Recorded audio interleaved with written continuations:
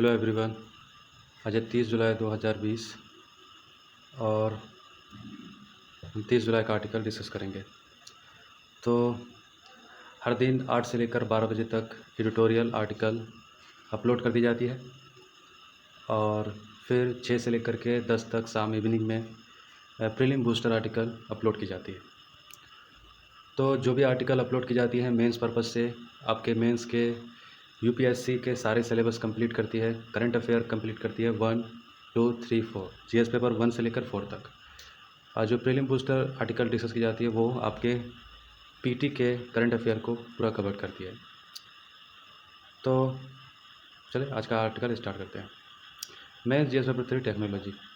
तो ये आर्टिकल है साइबर क्राइम से रिलेटेड। ये आर्टिकल है तो साइबर सिक्योरिटी एक्सपर्ट की माने तो ये लॉकडाउन में 51% स्पाईवेयर स्टॉकवेयर जैसे इंस्टॉलेशन को यानी कि एप्लीकेशन को इस्तेमाल जो है लोग ज़्यादा करने लगे। तो ये स्पाईवेयर स्टॉकवेयर ये क्या एक ऐसा एप्लीकेशन होता है कि जिसके थ्रू किसी के डिवाइस से कनेक्ट होकर किसी के डिवाइस की जासूसी करना, किसी के बारे में आप ऐसे इन्फॉर्मेशन गैदरिंग करना जो वो कोई चाहता नहीं है कि ऐसा कोई इन्फॉर्मेशन कोई हमसे मेरे परमिशन के बगैर ले पाए। तो स्पाईवेयर और स्टॉकवेयर ऐसे एप्लीकेशन है जो स्पाई करने का काम करता है। तो ये है क्या पहले तो ये समझ लें कि एक स्पाई और स्टॉकवेयर एक तरह का वायरस है, एक तरह का मालवेयर है जो डिवाइस से कनेक्ट हो जाता है इंटरनेट के थ्रू, डिवाइस से कनेक्ट होकर के इंटरनेट के थ्रू कनेक्ट हो जाता है। तो जिससे होता है ये वर्क कैसे करता है कि जैसे कि आपके मोबाइल पर कोई ऐसा आर्टिकल आ गया जैसे कि जिसमें कुछ काफ़ी अट्रैक्टिव जो है हेडलाइन है, तो ऐसा लगता है कि आप जल्दी से उसको क्लिक करें, उसको पढ़ के देखें वो क्या है। तो हो सकता है वो कोई मालवेयर हो, कोई वायरस हो जो जिस पर क्लिक करने के बाद आपके सारे आपके मोबाइल के आपके डिवाइस के जितने भी अथॉरिटी है वो आपसे वो सारा का सारा डेटास वगैरह कोई और उसको रिमोट कर पाएगा, को उसको और कोई कंट्रोल कर पाएगा। तो ऐसा पॉसिबिलिटीज़ वो मालवेयर वो वायरस भी हो सकता है जो आपके डेटास को हैक कर सकती है। तो इसी तरीके से आपके मोबाइल पर इस तरीके से मैसेज आ सकता है कि यू हैव ए क्रेडिटेड 25,000 50,000। तो इस तरह के जिसको आप क्लिक करना चाहेंगे जो आपको अट्रैक्ट करेगा कि जिस पर आप क्लिक करें तो फिर वो क्या होगा आपके इंटरनेट के थ्रू वो मालवेयर वो सॉफ्टवेयर क्या करेगा वो आपके डिवाइस का एक्सेस कर पाएगा और आपकी जासूसी कर पाएगी। ठीक है। तो देखिए ये वर्क कैसे करता है। इसका वर्क करने का तरीका हमने बताया कि स्पाईवेयर है और ये कोड होता है जो कि इंटरनेट से कनेक्ट होकर के आपके मोबाइल के सारे इन्फॉर्मेशन को वो चुरा सकता है। तो इसके इंस्टॉलेशन के कुछ क्राइटेरिया है। ठीक है। तो देखिए बात यह है कि भारत के लिए काफ़ी चैलेंजिंग बात है।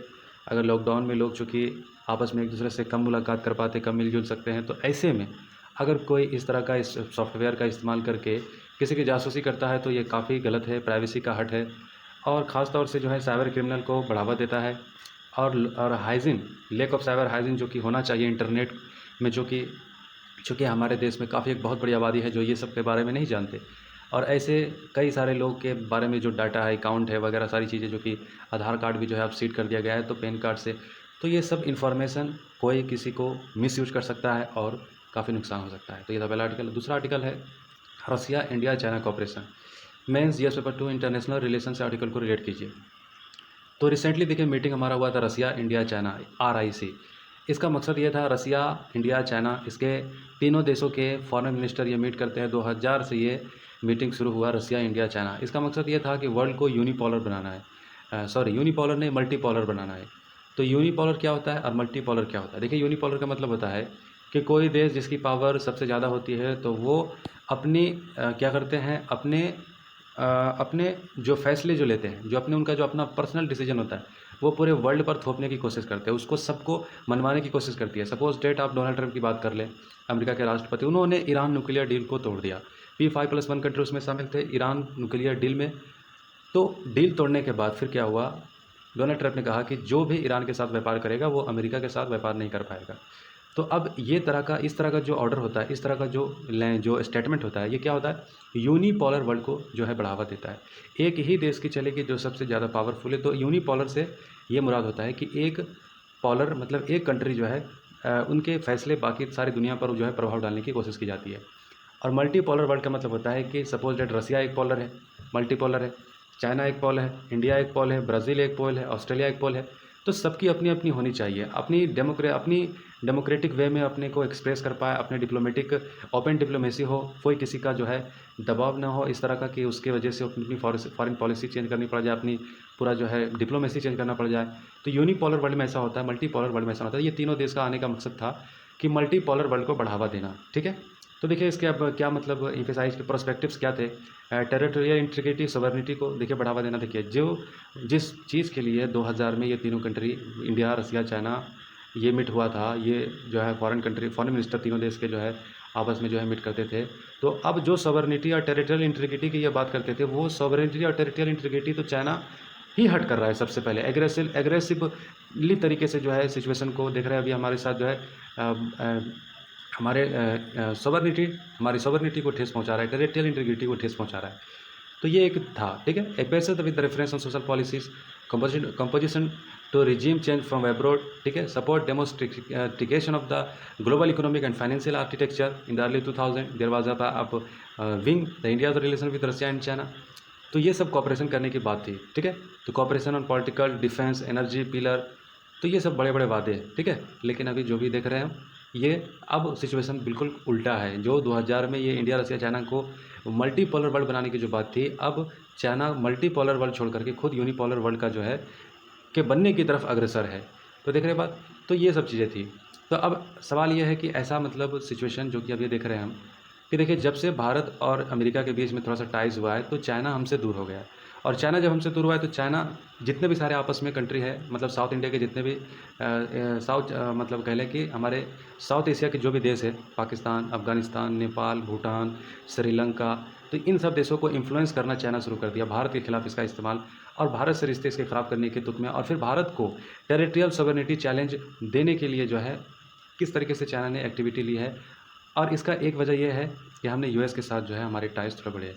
तो क्या क्या हमारे यूएस के साथ एग्रीमेंट और रिलेशनशिप किस तरह से इंप्रूव हुआ है। सिविल न्यूक्लियर डील हमारा है यूएसए के साथ, ट्रेड एंड इन्वेस्टमेंट टाइज है। डिफेंस रिलेशनशिप की बात करें तो 2005 में एग्रीमेंट हुआ था, ठीक है, वायलेटिंग 2005 एग्रीमेंट चाइना। तो launch the China Pakistan economic corridor, तो यह हमारे इंटीग्रिटी यानी कि जो है एग्रीमेंट को तोड़ना था, 2005 के एग्रीमेंट को, वायलेटिंग 2005 जो एग्रीमेंट हमारा हुआ था कि चूँकि जो पाकिस्तान इकोनॉमिक कॉरिडोर जो बनाई, China Pakistan economic corridor BRI project जो चल रही है, ये हमारे सॉवरेनिटी, टेरिटोरियल इंटीग्रिटी को हट करती है। और फिर तो work to undermine India's influence its neighbourhood, expand its military and economic presence in Indian Ocean. तो यूएस का हमने सपोर्ट हमारे लिए काफ़ी एक तरह का फ़ायदा रहा या नुकसान रहा, या आगे फ़ायदा होगा या नुकसान रहा, तो ये कहा नहीं जा सकता। सिचुएशन अभी जिस तरीके से हमारे देश यानी कि भारत अभी जिस तरीके से चाइना और यूएस के बीच में और फिर बाकी जो आसपास के जितने भी पड़ोसी देश है, तो ये काफ़ी टफ सिचुएशन है भारत के लिए। तो ठीक है, तो इंगेजमेंट जहाँ तक बात है चाइना की, तो चाइना और रसिया की आइडियोलॉजी बिल्कुल सेम है, और फिर रसिया के साथ भी हमारे अच्छे ताल्लुकात हैं। लेकिन रसिया और चाइना के साथ हमारे ताल्लुकात तीखे हुए, वजह वो क्या रहा, वजह हमारा यूएसए रहा। तो so India should maintain strategic autonomy, तो भारत को हर हाल में अपने स्ट्रेटेजिक ऑटोनॉमी को मेंटेन करना होगा बाय पॉलिसिंग इंगेजिंग विथ रसिया और चाइना। ठीक है, तो एक तरह से हमें चाइना और रसिया, ठीक है, इसको भी नज़रअंदाज नहीं कर सकते।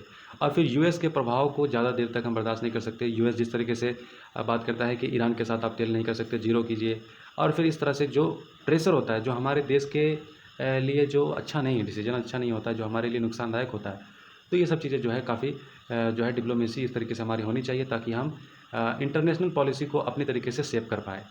तो चेन्नई टू व्लादिवोस्तोक मेरी टाइम कॉरिडोर जो कि बात है रसिया के साथ हमारा चेन्नई से व्लादिवोस्तोक तक मेरी टाइम कॉरिडोर बनाने का, तो इसको ज़रूर भारत को कंप्लीट करना चाहिए और ये काफ़ी अच्छा इनिशिएटिव रहेगा। और रहा सवाल चाइना के साथ, तो चाइना के साथ जो हमारे अभी टसल चल रहे हैं, तो सिचुएशन को किसी तरीके से डिप्लोमेटिक तरीके से भारत को इसको टैकल करना चाहिए। और पाकिस्तान और फिर बाकी जितने भी हमारे आस पड़ोस के जो भी देश है, उनके साथ भी जो है रिलेशन को डिप्लोमेटिक तरीके से जो है उसको ख़ासतौर से नेपाल, भूटान, बांग्लादेश और बाकी जो भी देश है, म्यांमार हो गया, श्रीलंका हो गया, तो इन देशों के साथ जो हमारे टाइज बढ़ने चाहिए। अगला आर्टिकल है रिवाइविंग एग्रीकल्चर। मैं जीएस पेपर 3 इकोनॉमिक डेवलपमेंट से आर्टिकल को रिलेट कीजिए। तो देखिए 55% ऑफ इंडिया वर्कफोर्स काम करने वाले हमारे देश के 55% लोग एग्रीकल्चर सेक्टर में काम करते हैं, और एग्रीकल्चर हमारे देश की जीडीपी में 15% कंट्रीब्यूट करता है। तो though India become the self sufficient in food and become net exporter, India has to go a long way to meet global standard.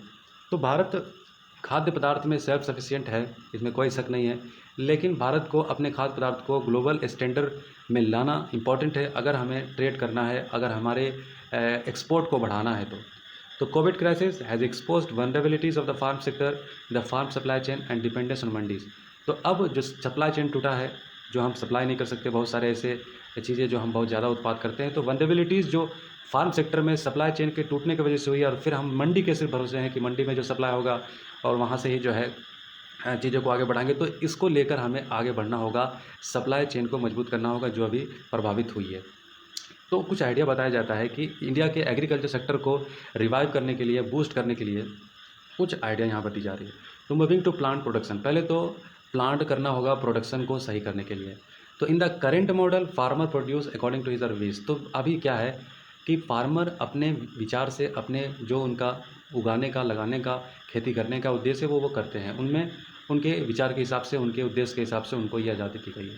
There is a need to shift to plant production at a district level. तो हमें production के plant district level wise जो है ये करना होगा, किस district में किस तरह के लैंड और किस तरह के सिचुएशन में किस तरह के खाद्य पदार्थ को ज़्यादा से ज़्यादा प्रोडक्शन की जा सकती है, डिस्ट्रिक्ट वाइज इसको जो है प्रायोरिटी देनी चाहिए। The government should focus on the development, sales and operation planning process to estimate the cultivated area under the different crop.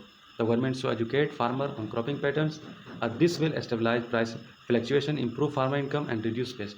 तो बात की जा रही है कि सरकार को फार्मर को एजुकेट करना होगा, क्रॉपिंग पैटर्न जो बहुत आदिकाल से जो चीज़ें जो चली आ रही है वह बहुत लंबे टाइम से, जिससे कि किसान को फ़ायदा कम नुकसान ज़्यादा हो रहा है। तो इनकम को डबल करने के लिए, इनकम को बढ़ाने के लिए, प्राइस को अच्छा उचित दाम उसको उसके फसलों को मिलना चाहिए, उनके मेहनत को सही कदर होनी चाहिए। तो इसके लिए ज़रूरी है कि खर्च कम हो, प्रोडक्शन में खर्च कम हो और मुनाफा ज़्यादा हो। और फिर ज़्यादातर जो इस्तेमाल की जाती है इंसेक्टिसाइड, पेस्टिसाइड, जो ज़मीन के फर्टिलिटी को कम करती है, और बहुत सारे किसान जो कि स्किल और नॉलेज कमी होने की वजह से जो कि ज़्यादा इस्तेमाल कर जाते हैं, तो इससे कि सॉइल प्रोडक्टिविटी कम होती है, इसको ठीक करने की ज़रूरत है। तो सॉइल हेल्थ कार्ड स्कीम जो लॉन्च किया गया था सरकार, इसको सॉइल की फर्टिलिटी और उसके उर्वरक क्षमता को बढ़ाने के लिए किया गया था। तो इसके थ्रू जो है किसानों को नॉलेज कर देने की ज़रूरत है, ठीक है। और फिर डिजिटलाइजेशन एडोप्शन फार्मिंग होना चाहिए, डिजिटल टेक्नोलॉजी को इम्प्रूव करना चाहिए डिलीवरी के लिए, agronomy advice, enhance adoption of precision agriculture practice, improve transparency. और फिर इंस्टीट्यूशनल क्रेडिट क्या होनी चाहिए, जो भी फार्मर को पैसे चाहिए किसान क्रेडिट के थ्रू उनको फाइनेंशियल सपोर्ट होनी चाहिए, उनको ट्रैक्टर चाहिए, उनको उत्पाद करने के लिए सीड्स चाहिए, और जो कुछ भी उनको चाहिए फाइनेंशियल सपोर्ट, तो उनको सपोर्ट होनी चाहिए। और फिर उनको और ऐसे रेट पर उनको मिलना चाहिए, ऐसे ईजिली टर्म पर मिलना चाहिए कि ज़्यादा से ज़्यादा गरीब तौर पर जो किसान जो गरीब है वो इससे ज़्यादा से ज़्यादा फ़ायदा उठा सके। क्योंकि अमीर जो किसान होते हैं वो तो अपना मैनेज कर सकते हैं, लेकिन जो गरीब किसान होते हैं उन्हीं को जो है ये लोन प्रोवाइड नहीं हो पाता है, फाइनेंशियल सपोर्ट नहीं मिल पाता है। तो agricultural commodities future market has to be developed, और फिर एग्रीकल्चर कमोडिटीज़ मार्केट को डेवलप करने की ज़रूरत है। तो फार्मर के लिए सरकार ने अभी कुछ इनिशिएटिव लिए हैं, और इनिशिएटिव ये है कि सर कहीं भी फार्मर अपने फसल को किसी भी जगह पर बेच सकती है, और ये काफ़ी एक अच्छा इनिशिएटिव भारत के लिए रहा, किसानों के लिए रहा। Robust supply chain critical to reduce high post harvest losses estimated between 10 and 18% in India. देखिए, अगर सप्लाई चेन टूटता है तो एक जगह से फसल एक ही जगह पर सड़ करके बर्बाद हो जाता है। एक जगह पर डिमांड होता है, लेकिन सप्लाई चेन टूटा हुआ है, तो डिमांड जहाँ पर है वहाँ पर प्रोडक्ट नहीं पहुँच पाती है, और फिर एक जगह पर जहाँ पर नहीं पहुँच पाती है वहाँ पर तो डिमांड रहता है, जहाँ पर है वहाँ पर सड़ जाती है। तो सप्लाई चेन को बहुत इंपॉर्टेंट है, इसको ठीक करना। इंकरेज प्राइवेट सेक्टर कि वो एग्रीकल्चर सेक्टर में इन्वेस्टमेंट करे, किसानों को सपोर्ट करे, और वो इसमें भी देखे कि इसमें भी उसको अपॉर्चुनिटी समझ में आए, बिजनेस एक्सपेंड करने की कोशिश की जाए, फार्मर को सपोर्ट की जाए, और ऐसे लोग भी जो है फार्मर को कर्ज दें और उनको सपोर्ट करें। तो देखिए, यहाँ पर 3-4 बातें हमने डिस्कस की, आप इसको अच्छे से पढ़िए। पहला हमने देखा था कि पहले प्लांट प्रोडक्शन होना चाहिए, ठीक है। फार्मर के लिए एक प्लांट प्रोडक्शन, इसमें सारी चीज़ें मिली हुई है, एजुकेशन से लेकर स्किल से लेकर के सॉइल हेल्थ कार्ड जो स्कीम जो की बात हमने की थी कि वक्त वक्त पर जो इस स्कीम से जो कि सरकार का मकसद था कि सॉइल की उर्वरक क्षमता बढ़ाना, और फिर प्रोडक्शन में, और फिर किसानों को जागरूक करना। और दूसरा चीज़ हमने यहाँ पर देखा था nutrients enhancement based on soil health card. तो ये दूसरा टॉपिक ये था। पहला में प्लांट था, दूसरा में सॉइल हेल्थ कार्ड जो कि सॉइल की उर्वरक क्षमता बढ़ाने की बात थी। तीसरा डिजिटल एडॉप्टिंग इन फार्मिंग, डिजिटल जिस तरीके से प्रमोट हो रहा है, तो फार्मर को सप्लाई चेन वगैरह और फिर काफ़ी सारी चीज़ों में एग्रोनॉमी एडवाइस या फिर उसको एजुकेट करने में जो है डिजिटल टेक्नोलॉजी का जो भी इस्तेमाल किया जा सकता है उसको किया जाना चाहिए। इंस्टीट्यूशनल क्रेडिट होना चाहिए, किसानों को फाइनेंशियल जिसको सपोर्ट चाहिए, खासतौर से गरीब किसान, उसको मिलनी चाहिए। और पाँचवा इंटीग्रेटेड सप्लाई चेन, ऐसा होना चाहिए कि एक ही जगह पर फसल जहाँ डिमांड ज़्यादा है वहाँ तक पहुँच पाए, अच्छे तरीके से पहुंच पाए। तो ये सब सपोर्ट अगर सरकार करती है किसानों को, तो आने वाले समय में किसान के इनकम ज़रूर बढ़ेंगे और फिर हमारे देश में जो कि 51% लोग खेती बाड़ी में है और 15% जीडीपी को कंट्रीब्यूट करती है, आने वाले टाइम में ये और ज़्यादा बढ़ेगा। So thank you. आज का आर्टिकल कंप्लीट हुआ।